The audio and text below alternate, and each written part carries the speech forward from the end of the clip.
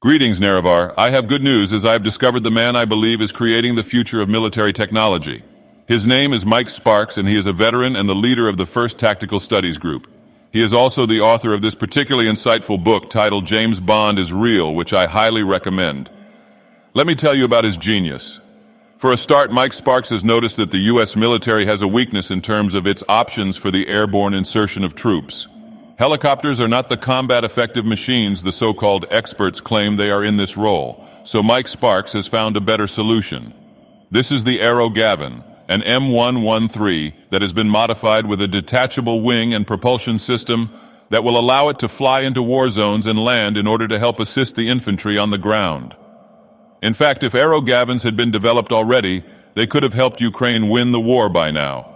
Of course, it isn't just the Army that Mike Sparks is helping to reform, as he is also looking into the Navy as well, and he has some very inventive ideas there. For a start, Mike Sparks predicts that the current surface fleet of the U.S. Navy is obsolete and needs to be replaced.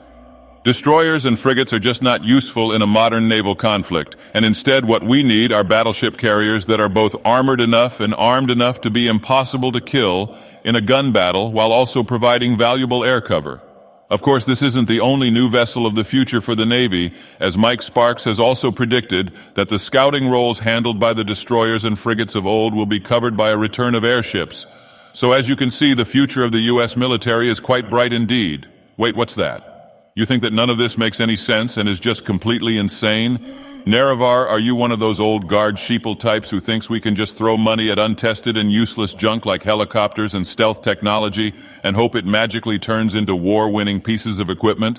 Tell me, Nerevar, who are you going to believe? Are you going to believe the veteran who is in charge of the 1st Tactical Studies Group? Or are you going to trust the word of a random person who claims to be a pig that can shoot lasers?